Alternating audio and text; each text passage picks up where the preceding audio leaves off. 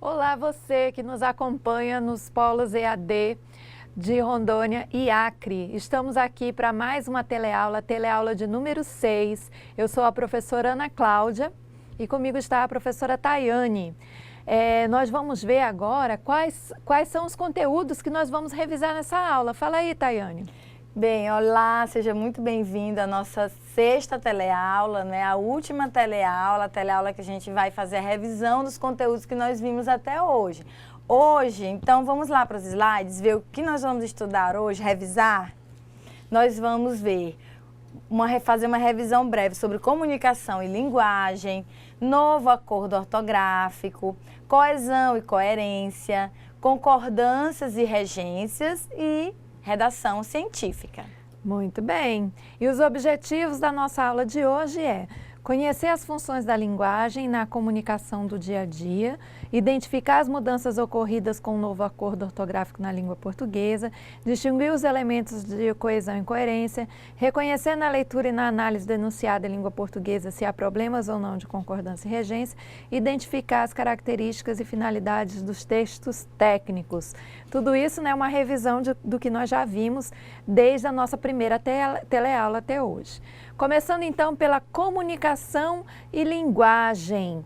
Então, a linguagem, a língua, é um conjunto de palavras, expressões e regras de funcionamento, compartilhado por falantes de uma mesma comunidade linguística para se estabelecer a comunicação. Portanto, a língua ela é social, então por quê? Porque ela faz essa interação entre os falantes, né? E a fala é uma ação individual que o falante realiza ao se comunicar. E nesse processo leva-se em conta a cultura, que são os valores, os juízos, as ideias, comportamentos, costumes, padrões seguidos por uma comunidade. Porque a língua, ela é uma identidade cultural de um povo. Isso mesmo, e como a fala, ela é individual e pertence a cada um de nós podemos imprimir nessa fala características próprias do nosso jeito de ser, de viver, da cultura, né, onde nós estamos inseridos. Então vejamos um pouco sobre as variações linguísticas. Vamos ver. Começando por essa chargezinha, diz assim: aê, professora, eu e os brother tudo tipo assim, não estamos achando maneiro as paradinhas do Nil Português. Olha a cara da professora com o vocabulário do aluno, né? Então aí nós temos uma retratação da variação linguística. E o que é a variação linguística? São mudanças, variações que acontecem na língua por diversos fatores, como a idade, o sexo, o grau de escolaridade, profissão, local de nascimento e grupo social. Então cada um desses fatores vai caracterizar um tipo de variação que vai receber um nomezinho diferente.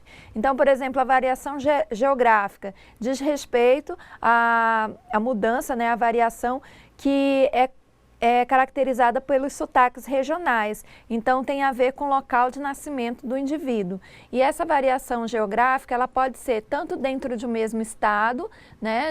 Nós temos variações dentro de um mesmo estado, por exemplo, aqui no estado de Rondônia, nós temos a variação entre o falar, né, o porto-velhês, o falar do porto-velhense, e também das pessoas que moram no interior, né, do estado. Então, por exemplo, em Porto Velho se fala porta, já lá em Colorado, meus colegas de Colorado, meus ex-alunos, o pessoal que está por lá, né, fala porta, porteira, portão. Então, essas são alguns exemplos da variação geográfica. Ela pode acontecer também entre regiões diferentes do mesmo país, né, ou mesmo no mesmo estado, em cidades diferentes, ok?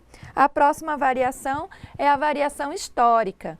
Então, a língua ela vai mudando a longo prazo. Algumas palavras vão deixando de ser usadas, novas palavras vão sendo inventadas, né? Então, isso é natural, é um processo natural que ocorre com todas as línguas.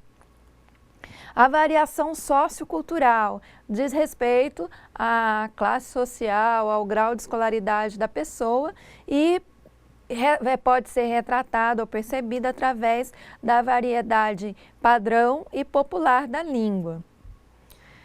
A gíria. A gíria é outro fator, tipo de variação que caracteriza um determinado grupo social, que vai utilizar aquele vocabulário dentro do seu grupo, né? Então, nós temos, por exemplo, as gírias dos skatistas, as gírias dos... enfim, nós temos, cada grupo vai ter aquela linguagem que o identifica. O exemplo, né, da charge que a gente viu agora, a professora não compreendeu muito bem. Dos adolescentes, né, enfim, isso mesmo. E agora vamos relembrar um pouquinho do acordo ortográfico. Então, nós fizemos uma síntese, trouxemos aqui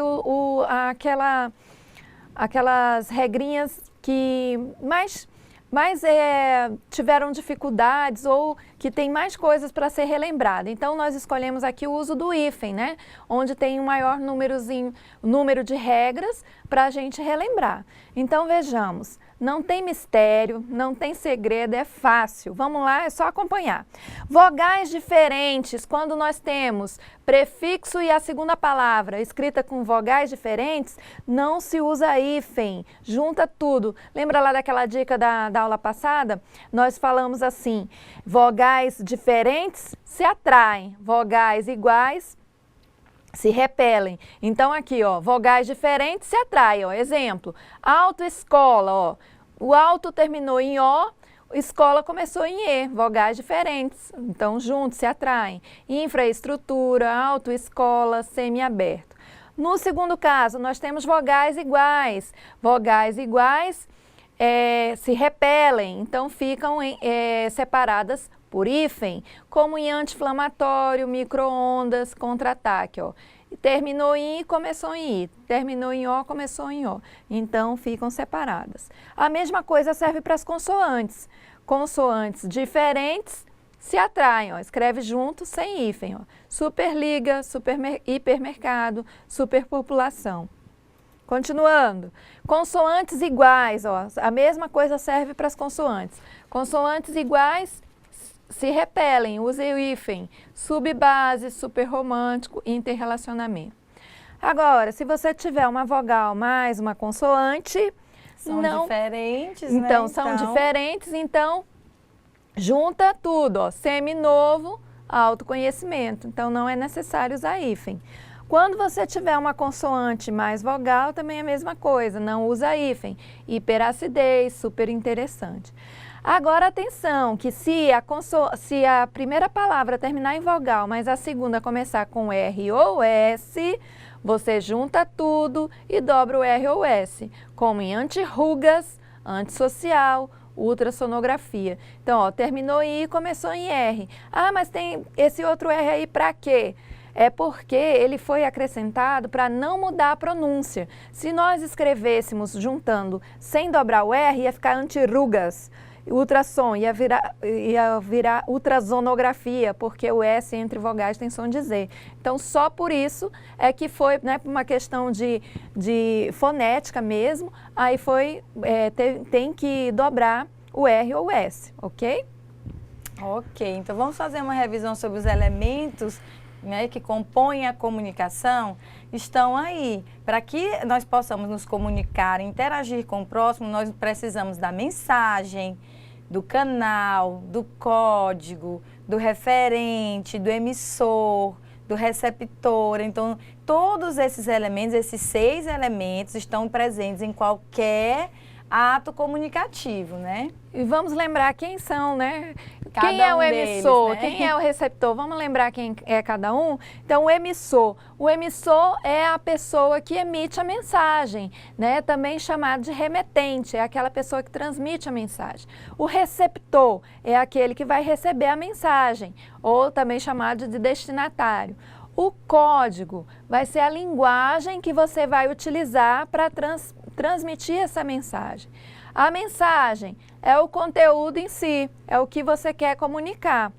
O canal é o meio que você utiliza para transmitir a mensagem. Esse meio, ele pode ser físico, por exemplo, você usou o celular, você usou uma carta, né, o papel escrito, então são formas de canais. Ou você pode usar a fala, né, então é uma outra forma, é um outro canal, a fala. Ou o gesto, ou a linguagem de Libras, como o nosso intérprete está usando.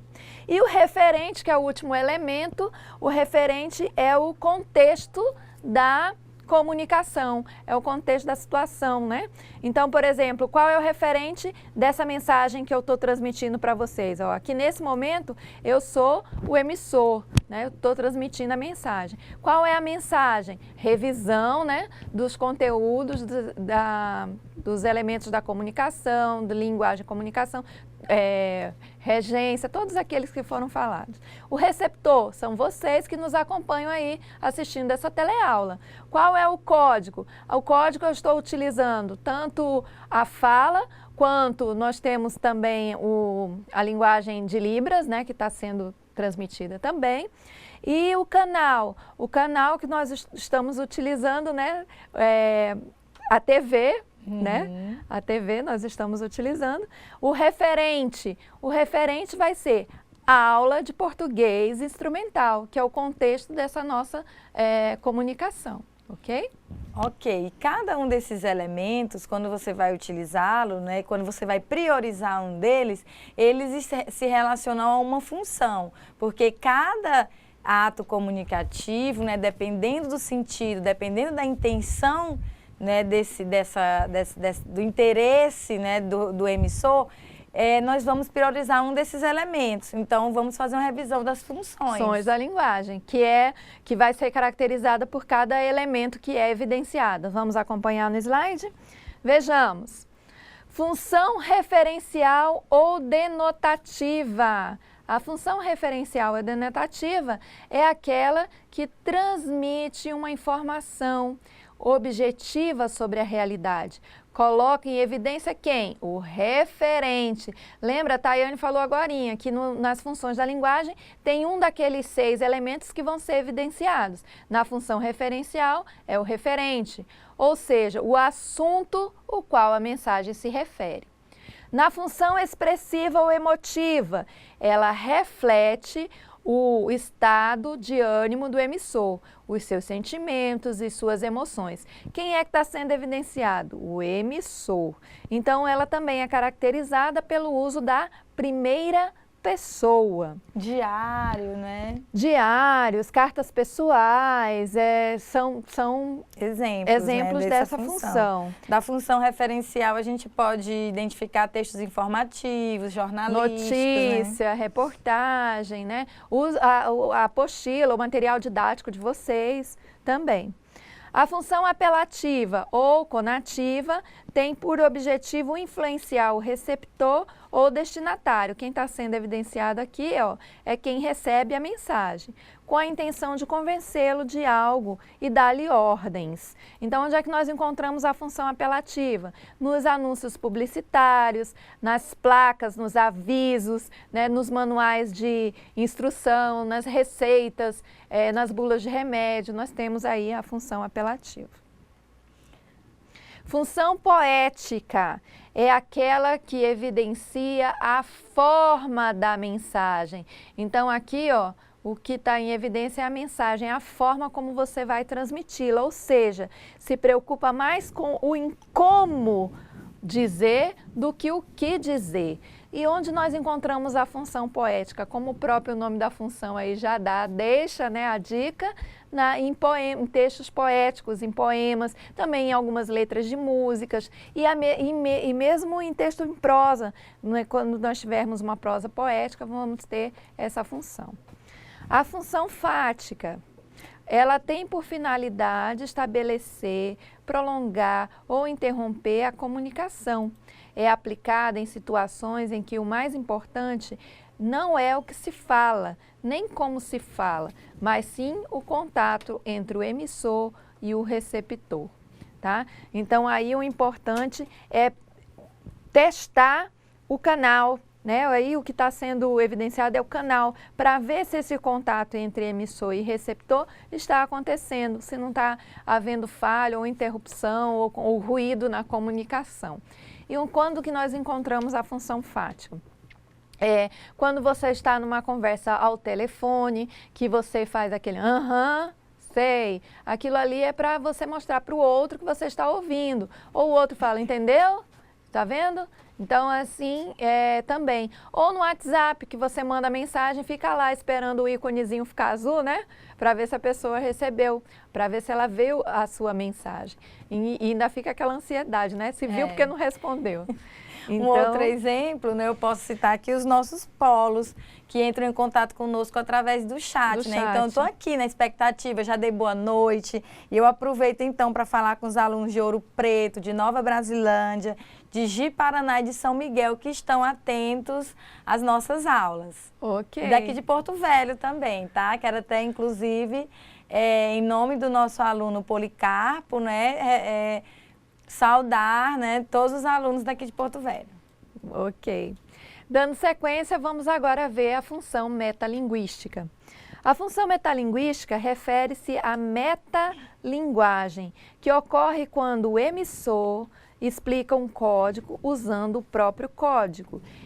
Por exemplo, se quando eu tenho uma poesia e no conteúdo, né, num texto dessa poesia, fala de poesia ou da função do poeta.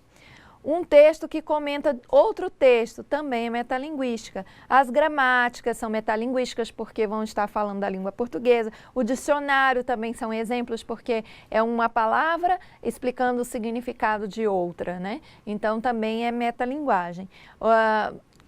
Se não ficou ainda claro, né, sobre o falar da poesia, a metalinguagem no exemplo que eu dei da poesia, né, quando ele fala assim, ó, é poesia que fala de poesia. Quando Fernando Pessoa diz, o poeta é um fingidor que finge tão completamente que chega a fingir que é dor, a dor que deveras sente, isso é metalinguagem, porque ele está falando do fazer poético, né? Está falando a respeito do poeta, tá?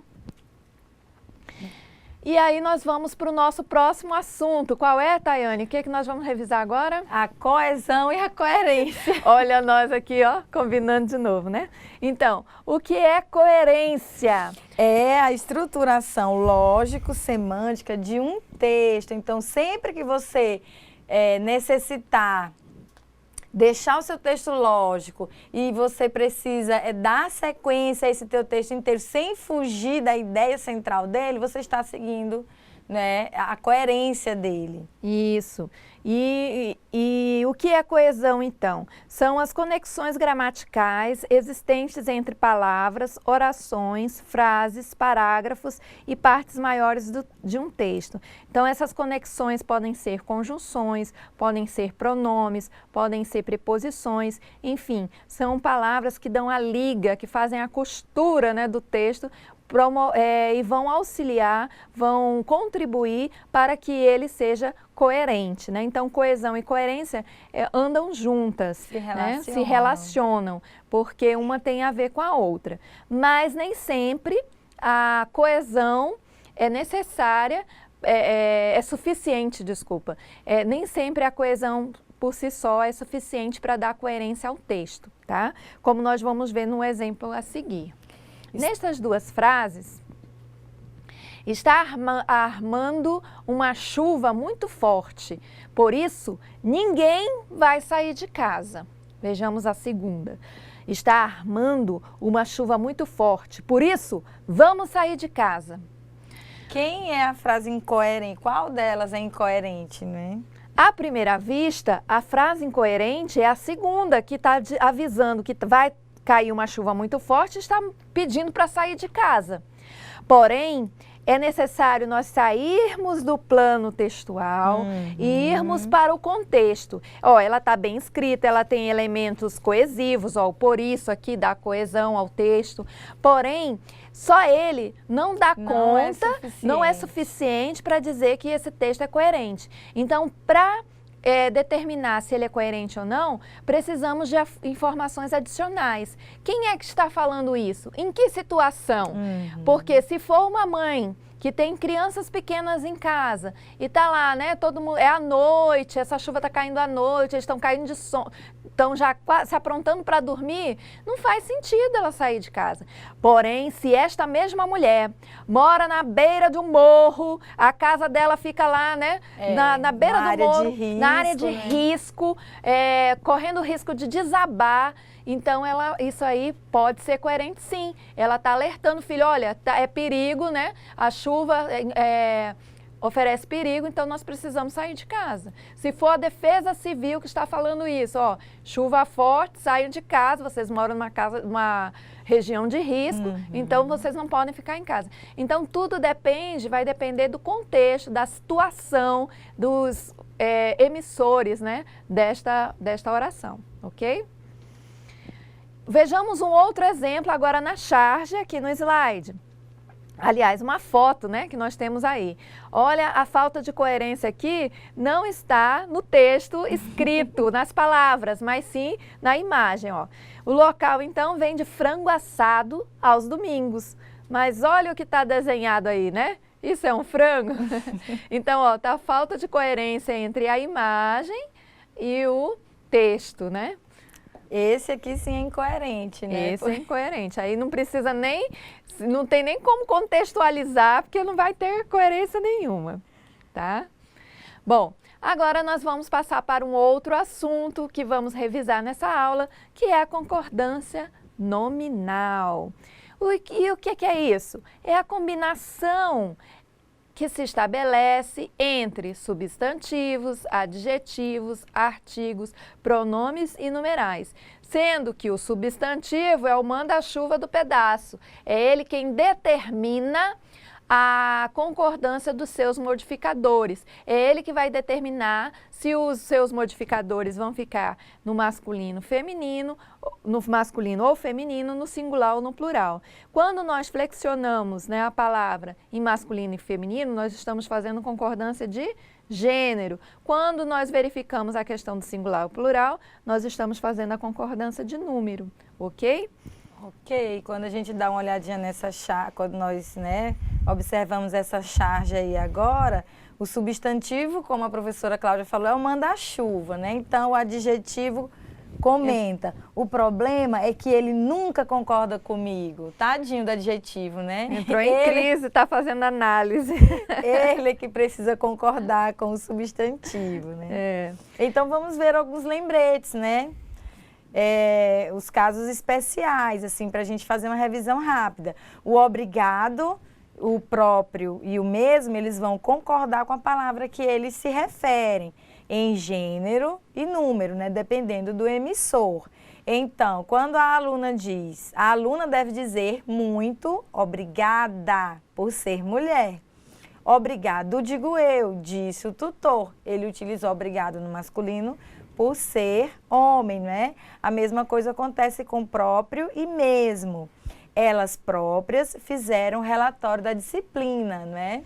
Só lembrando que não importa com quem você está falando, o importante é o emissor. Então, não importa se está falando com um homem ou com uma mulher. Homem sempre fala obrigado e mulher sempre obrigada, ok? Ok. Vamos para o próximo lembrete.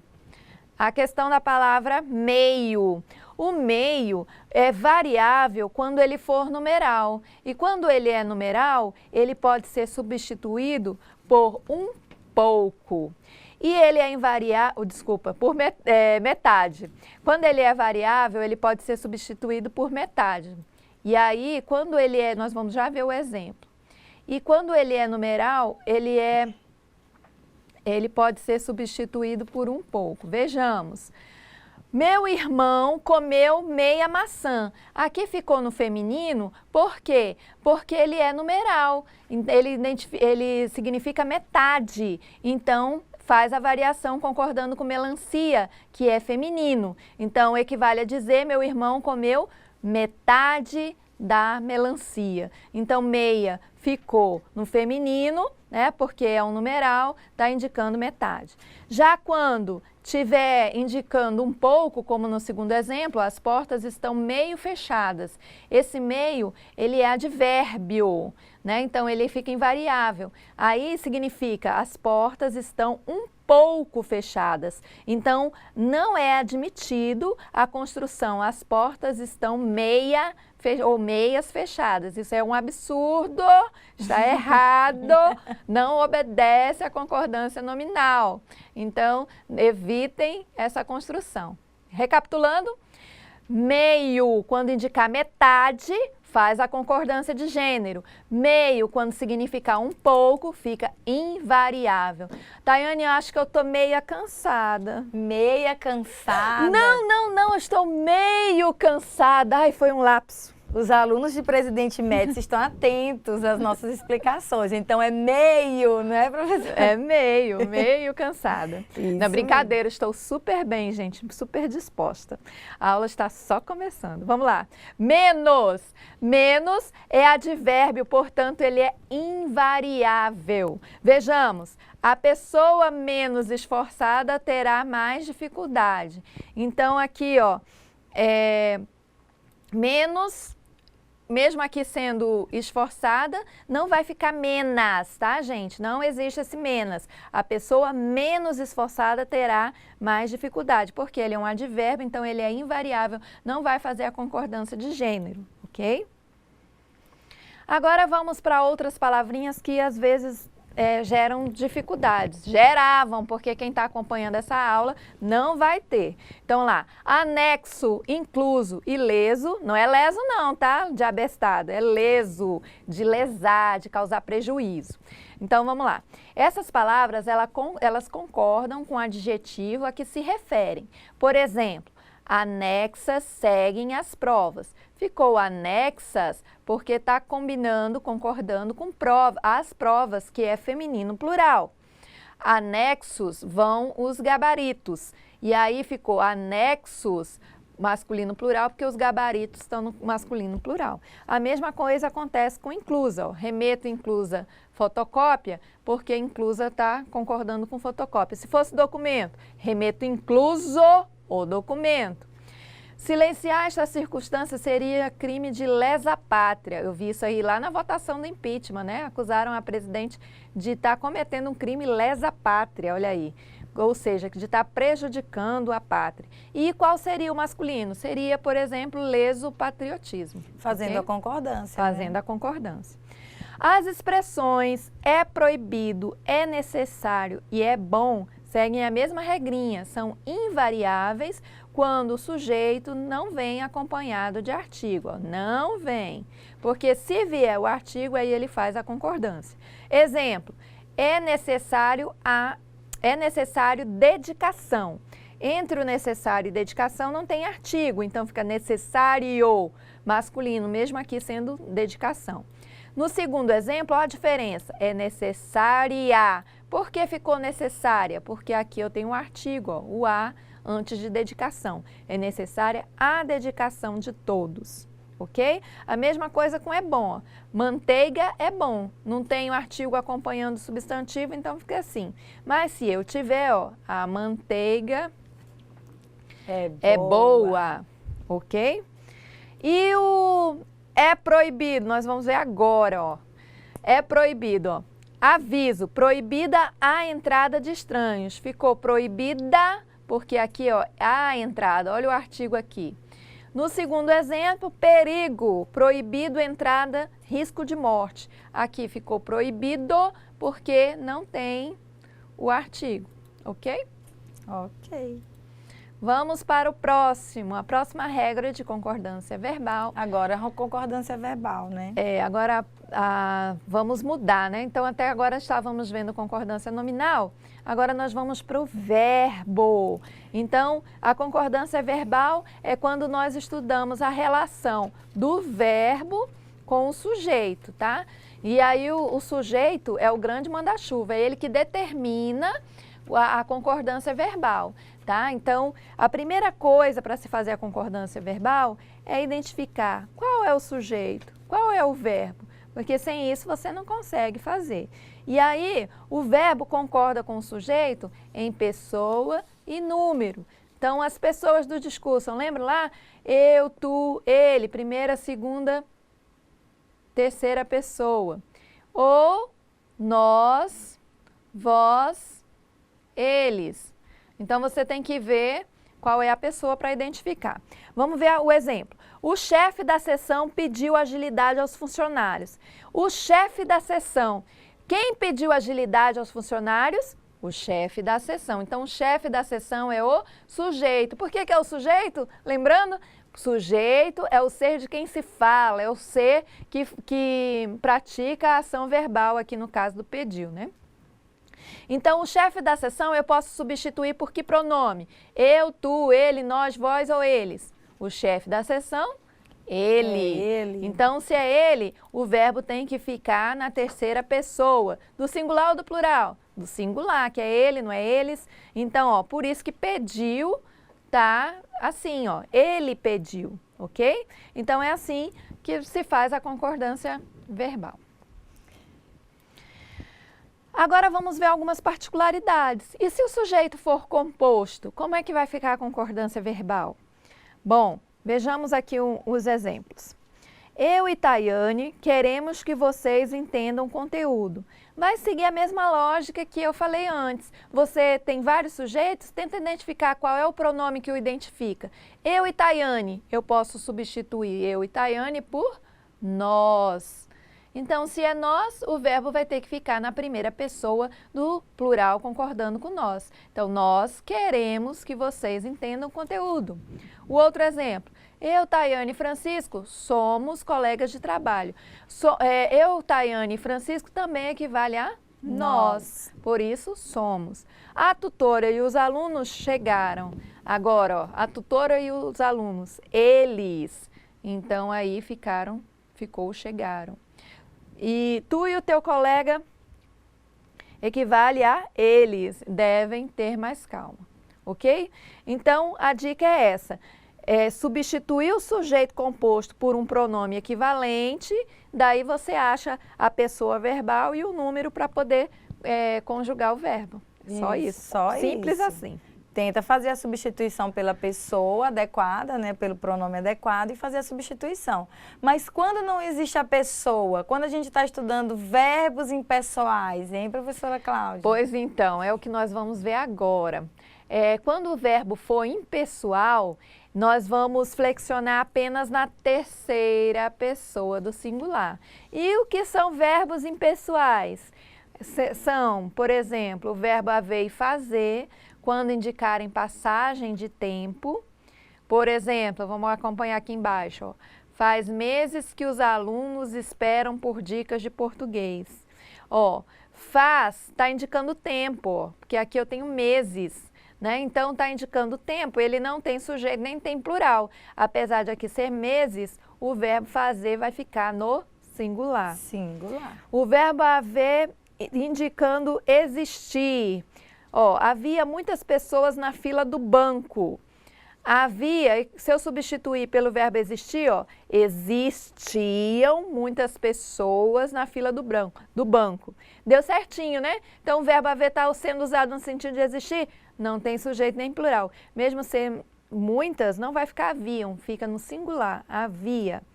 E outro tipo de verbos impessoais são os verbos que indicam fenômenos da natureza. Chover, nevar, trovejar e etc. Por que eles são impessoais? Porque eu não posso dizer eu chovi, tu choveste, ele choveu. Nós chovemos, vós chovestes, eles choveram. Não. Por quê? Nós não praticamos essas ações. São fenômenos da natureza. Então, elas são verbos impessoais. E sempre flexionados apenas na terceira pessoa do singular. Como nesse exemplo aqui, ó. Choveu meses nas regiões serranas.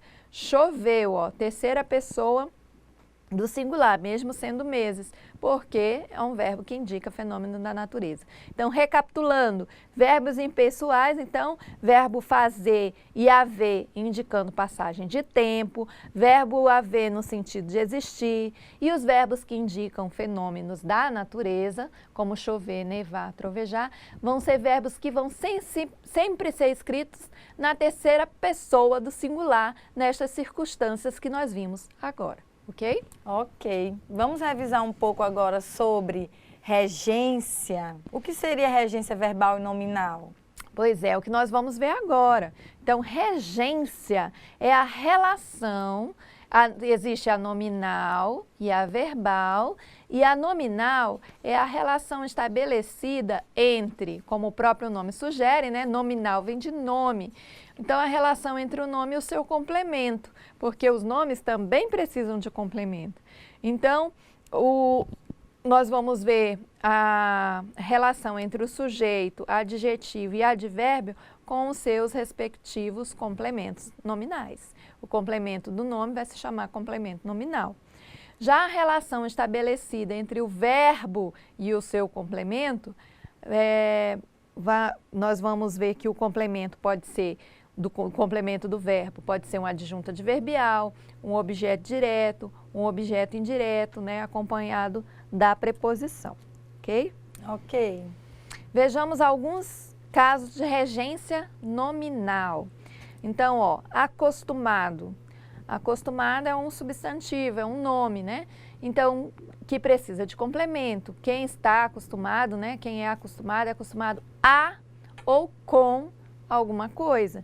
Então, a regência dele pede a preposição, o uso da preposição ou a ou com. Exemplo, já estou acostumada ao estudo. Olha, a preposição a acompanhada do artigo o, resultando aqui no ao, né?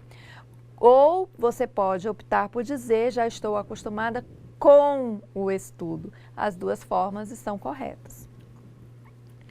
Amor a ou amor por, né? Então, tenha sempre amor a ou por todo ser vivo. Você pode dizer tem confiança em ou por. Exemplo, ela tem confiança em Deus. O chute pode ser a gol, né? O jogador treinou muitos chutes a gol. Próximo a ou próximo de. O hífen fica próximo à minha casa ou próximo de minha casa.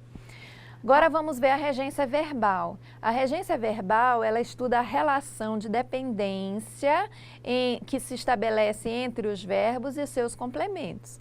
Então, o nome do complemento do verbo vai ser objeto direto ou objeto indireto, porque nós estamos tratando aqui dos verbos transitivos, tá? Então, o verbo transitivo, direto, ele aparece sem preposição e o seu complemento vai ser o objeto direto, né? Como o verbo transitivo direto não pede preposição, o objeto direto é o complemento sem preposição. O verbo transitivo indireto é aquele que vem com objeto indireto, ou seja, com preposição. O verbo transitivo direto e indireto tem dois complementos, um que é o objeto direto sem preposição e o outro que é o objeto indireto com preposição, tá? Ou tanto a ordem não se for invertido não tem problema. Regência verbal. Então, vamos ver alguns casos. Existem verbos que têm dupla regência e quando muda a regência, muda o sentido do verbo. Então, nós vamos ver, por exemplo, o verbo aspirar. Ele pode ser transitivo direto e quando ele for assim, ele vai ter o sentido de sorver, inalar, né, cheirar. Por exemplo, quem vive no campo aspira ar puro. Então, ele não precisa de preposição quando ele tiver esse sentido. Já quando ele tiver o sentido de desejar e querer, ele é transitivo indireto, deve ser usado com preposição. Aspira à vida urbana, né? Que ele deseja, prefere, quer a vida urbana. O verbo preferir, ele é verbo transitivo direto e indireto. Quem prefere, prefere uma coisa a outra. Não use jamais o do que, tá? Então, o correto é dizer prefiro teatro a cinema. Prefiro teatro do que cinema, não está correto, não utiliza. Outros verbos. Vejamos. Confiar. Confiar pode ter o sentido de acreditar, e aí ele é verbo transitivo indireto. E aí tem que ser usado com a preposição. Confiam, quem confia, confia em alguém, em meus alunos. Olha aqui a preposição. Confiar pode ter sentido de entregar, e aí ele vai ser verbo transitivo direto e indireto. Vai exigir dois objetos, um com a preposição e outro sem. Exemplo, confio os conteúdos aos meus alunos. Quem confia, confia alguma coisa. O quê? Os conteúdos. A quem? Aos meus alunos. Então, aqui nós temos o objeto direto, sem preposição, aqui é o artigo, e aqui o objeto indireto com a preposição. Isso, e o verbo assistir, ele também vai, dependendo do seu significado, né, ele vai mudar a transitividade. Então, se assistir for igual a ver ou presenciar, você utiliza a preposição a. Os estudantes assistiram à aula. Vejam que está ali o a craseado. Se for no sentido de ser, de direito, de caber ou de pertencer, também é transitivo indireto. Você utiliza a preposição a. Aprender sempre é um direito que assiste a todos. Existem outras acepções, né? Como morar, por exemplo. Você tem que utilizar a preposição em. Eles assistem em Rondônia, né? Está relacionado a morar. Eles moram em Rondônia. E se for no sentido de ajudar, dar assistência, né? Auxiliar, ele é transitivo direto. Não precisa da preposição. A enfermeira assiste o paciente, ou seja, ela não está só olhando o paciente, ela está ajudando, dando assistência, não precisa da preposição. Vejamos aqui essa charge que vai trazer aqui a regência dos verbos, do verbo esquecer, que é igual ao de lembrar, tá? Então vejamos o que diz aqui, ó. A professora, né, tá corrigindo ali, diz assim, vejamos se esqueci alguma coisa. Nessa fala dela, ó, vejamos se esqueci alguma coisa, tem aí um problema de regência, porque o verbo esquecer, quando ele vem sem preposição, ele é transitivo direto, ou seja, ele não, vejamos o exemplo, o rapaz esqueceu o seu boné, aí ele não usa preposição porque ele não tem o se. Se ele vier com o se, aí ele é transitivo indireto e tem que usar a preposição. O rapaz esqueceu-se do seu boné. Na fala da professora, ela usa o se. Então, o correto seria, vejamos se eu esqueci de alguma coisa, ok? Ok. Agora vamos relembrar a crase. A crase é a contração da preposição a mais o artigo a. Exemplo, aí que resulta no a craseado, né? Visita a praia, olha aí. Então, quando isso acontece, né? Quando há esse encontro do artigo mais a preposição, nós temos o a craseado. Uma super dica para vocês, não errarem na hora da nossa provinha. Toda vez que você tiver uma dúvida, né, você substitua sempre a palavra feminina por uma masculina que seja da mesma natureza. Antes da palavra masculina, se combinar, se der certo o uso dual, haverá crase antes da palavra feminina. Por exemplo, fui à escola, substituindo a escola por uma palavra masculina. Ao ifro, ó, apareceu ao, então a escola tem crase. Refiro-me à diretora, substitua a diretora por diretor. Apareceu ao, então tem crase também. Então essa é a nossa dica para vocês. Nessa chargezinha aqui, ó, nós temos a letra A, aonde você vai? À praia, vou ver a crase. Este é o caminho do campo, ao campo eu não vou. A crase me quer à meia-noite, em frente à orla, parada para um bife à parmegiana à luz da lua. Já, às vezes, as crases são muito exigentes.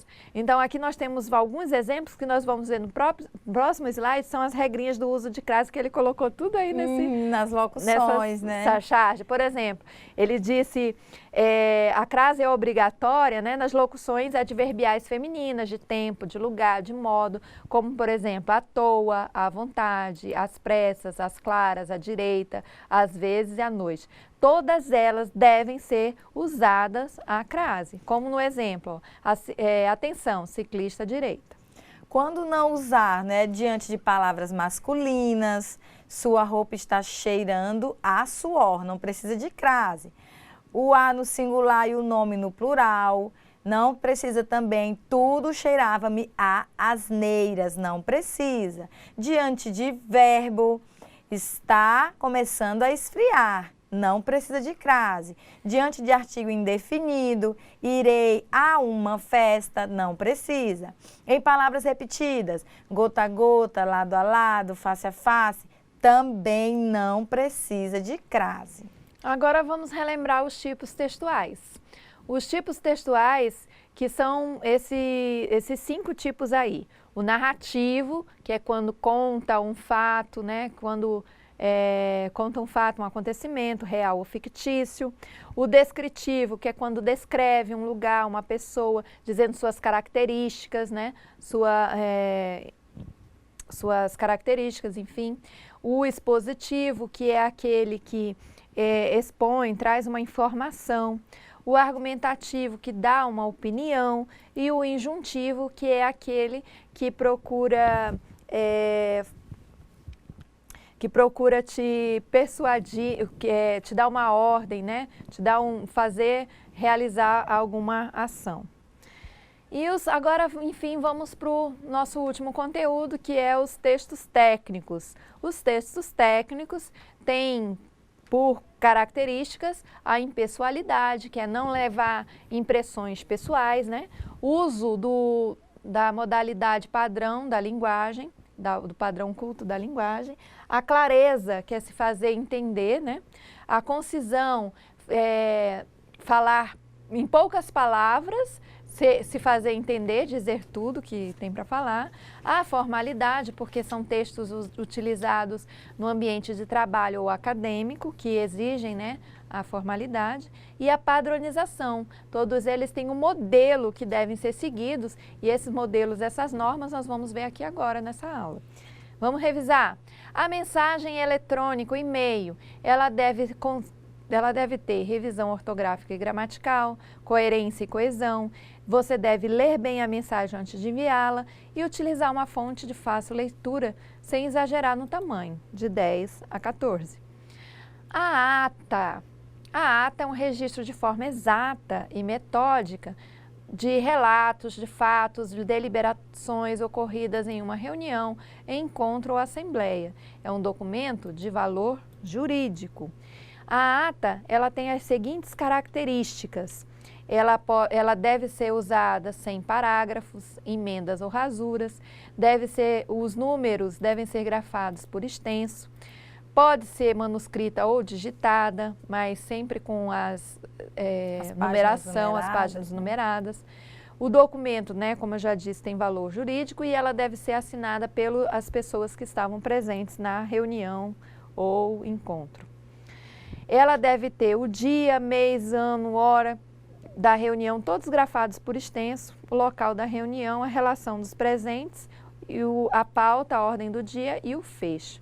Como nesse exemplo aqui que vocês estão vendo. Ó. Percebam aqui, ó, que está tudo na margem direita e na margem esquerda. Não tem parágrafos, né, não pula linha no decorrer do texto e no final colhe-se a assinatura de todo mundo. Tem um título e a numeração aqui em cima. Okay? Isso mesmo. O memorando, né, que é uma comunicação interna de cada departamento, de cada empresa, ela é então uma comunicação interna e ela é utilizada para dar celeridade, para dar rapidez às informações, né? Então precisa sempre de ter o destinatário, o emissor, que vai, né, e a função, o nome de quem vai emitir, o assunto a ser utilizado, destacado, com data, a mensagem em si, o fecho, né, e a assinatura de quem está utilizando. O ofício, nós temos um modelo aqui, deve ser utilizado em papel timbrado, ter mais ou menos a mesma estrutura do memorando, que é para quem você está enviando, o assunto, o texto em si, o fecho e a assinatura.